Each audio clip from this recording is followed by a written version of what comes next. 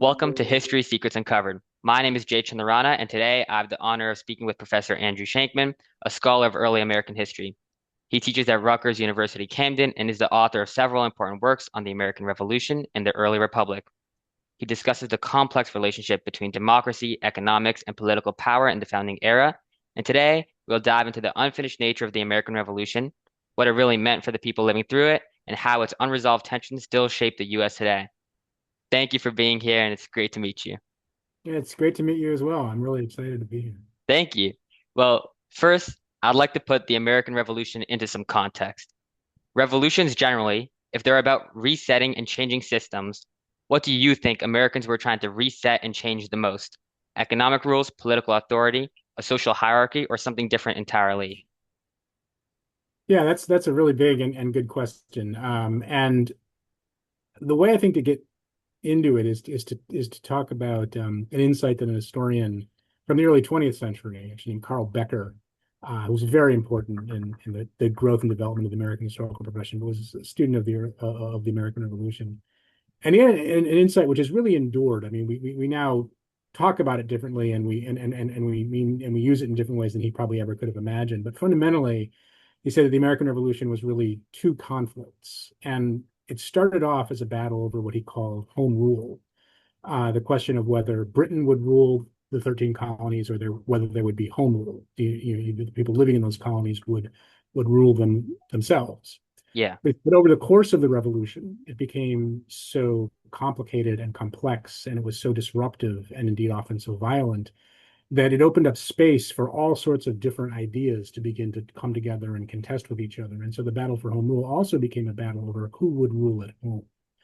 To what degree, if at all, American social relations between different classes of white men, between white men and white women, between white people and black people, between white people and Native Americans, to what degree those would remain unchanged, change somewhat, or even perhaps change a lot as a result of everything else being thrown up for grabs and being reimagined. And so, in many ways, I think that, what started off perhaps in the minds of, first of all, very elite white colonists who we've all heard of, like John Hancock and Thomas Jefferson and the Adamses and all the rest, what they thought of as initially a sort of an internal quarrel among elite gentlemen about constitutional arrangements, about exactly how taxation would work, about what the precise best relations were between colonial provinces and a central British government. But that became many, many, many more questions about exactly how economic and social and class relations would work, about whether relations within households would remain unchanged.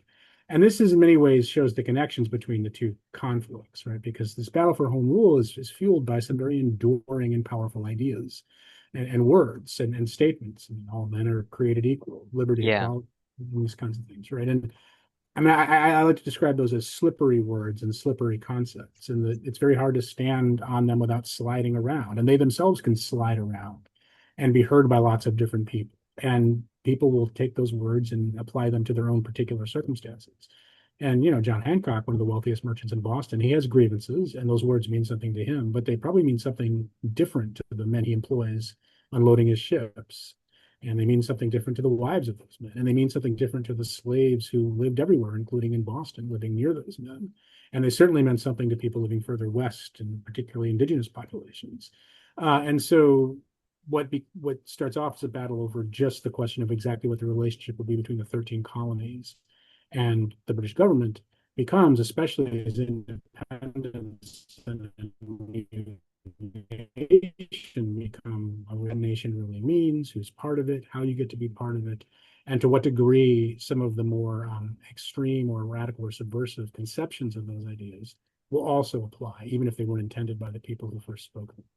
So I yeah. think that it becomes a much, much more dramatic and upheaval than anyone would have expected. I think that's super interesting, especially what you said about how these words kind of get slippery at times and how the Mm-hmm. meaning behind them changes, especially because what was intended by those words 200, 300 years ago is much different than what's meant by them today. And even across time, as well as distance, like as you go further west, but as you go more towards the present, the meaning of those words change entirely. And that's a really interesting point you bring up. Yeah, it really does. I mean, across time, especially. I mean, that's one of the most important things historians measure is, change over time and the way in which ideas that we might take for granted or think of as just natural, inevitable, are also products of historical development, right? That it wasn't possible for people to imagine them in the Yeah, past.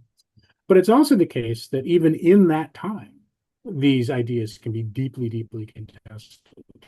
I mean, oftentimes, American revolutionaries will talk about Britain's threat.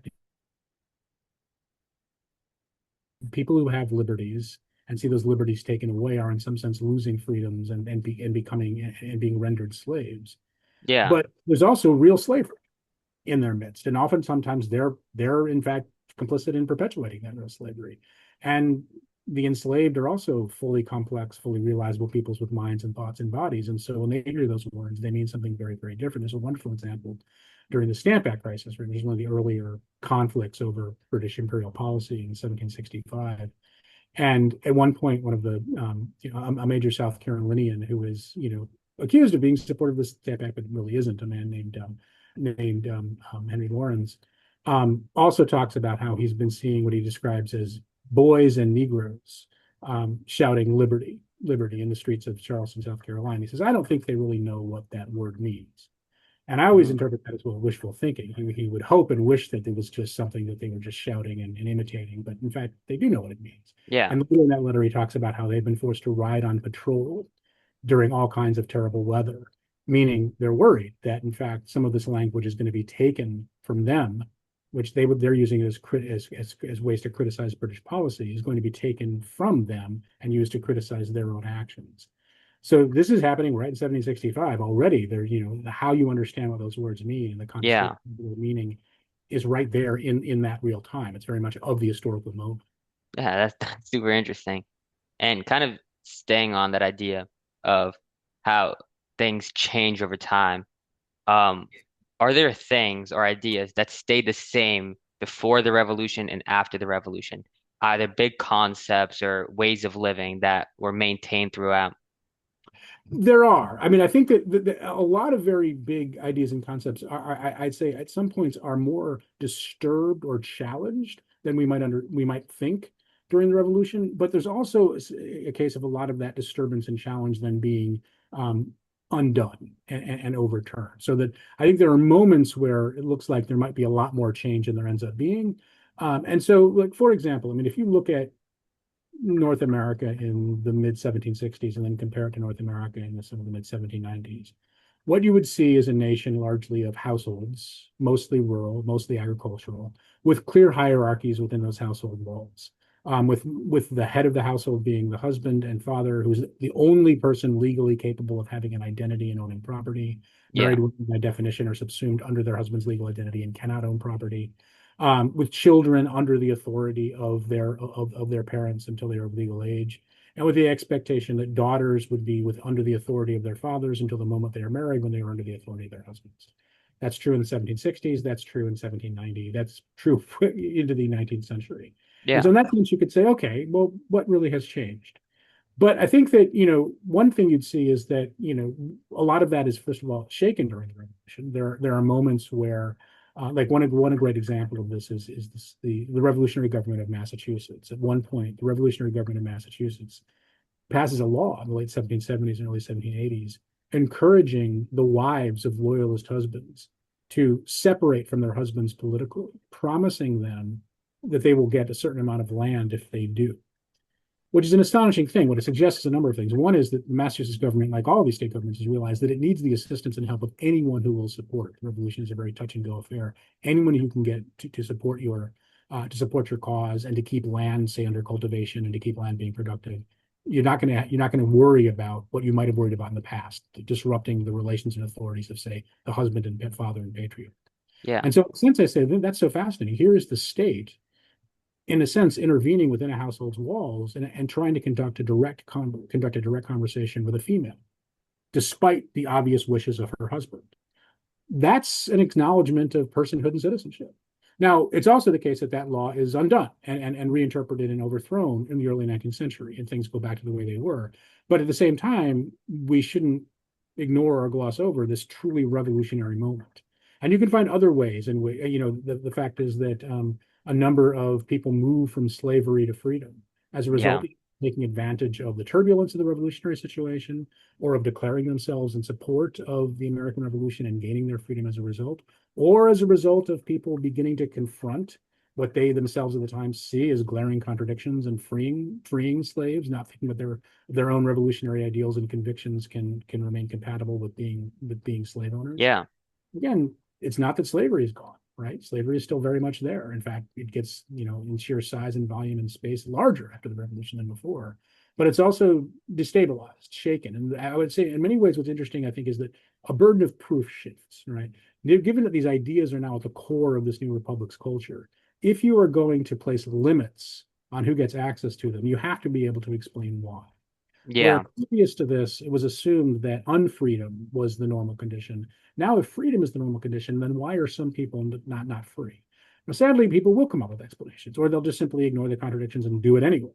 But this burden shifting and this going against the grain rather than going with the grain, I think, is probably a really significant achievement of the revolution. Actually, that's a really interesting statement because as Britain, as America breaks free of Britain, I mean, what you said about the burden of proof being on proving why being not free is different rather than before being not free was considered the norm. That Yeah, is a major shift. And yeah, again, I think those justifications that you're saying that people would make up is is in large part a reason for a lot of tensions between different groups at that time. yeah. Well, and in certain ways too. I mean, in ways that are unexpected, but I think we can unpack and understand. For example, race and gender as innate characteristics become much more things that people insist upon after the revolution. If you think about it, I mean, prior to the revolution, there's an assumption you're living in a monarchical society. You're comfortable with the idea that some people are born to rule, others not. They really are hereditary lords who deserve to have governing positions. Yeah. An expectation that unfreedom is kind of unfreedom and inequality are kind of natural conditions of life. Hmm. When you overthrow those institutions, it's hard for us to imagine now, but monarchy was as central and as powerful and as enduring an institution as anything in the late 18th century. To suddenly say, no, we no longer have monarchs. Monarchy, in fact, is bogus. We reject it. It's a fiction, and we're overthrowing it. Well, if you can imagine doing that, what else could you imagine overthrowing? There's really literally nothing you couldn't overthrow. And you're also overthrowing the sense that there is some kind of innate, natural, even God-given inequality and hierarchy. So if you're overthrowing those things in these central areas, why not challenge and overthrow them in other areas? And if you're not in the end going to do that, and let's acknowledge that in the end they largely don't, you have to Yeah. come up with new explanations. And that's where you begin to rely less upon sort of an innate, unequal, godly created universe, but the innate characteristics of men and women and white and non-white peoples, and the insistence upon some sort of innate essence of race and gender, which obviously have enduring consequences. Yeah. What's interesting is that those come not so much from the old days of monarchy, but from the new days of arguing for equality, and then having to think about where limits will be placed. Yeah. And seeing how central monarchy was to life at the time, it was considered the norm. D does that, was the American Revolution inevitable, or could it have been avoided if Britain had made different choices? Yeah, that's a really good question. And again, you're someone who's been reading a lot of sophisticated history, thinking a lot about history, so you know that historians don't agree on everything. Yeah. So I can tell you what I think, and I have wonderful friends and colleagues who would perhaps disagree with me. Hmm. But I think the American Revolution, at least and in the form it took place, the independence movement, in the form it took place and at the time it did, was quite avoidable, was not in any way inevitable. There was nothing, in fact, I don't think anybody would have expected as late as even the late 1760s, that there would be such a catastrophic breakup of the British imperial world.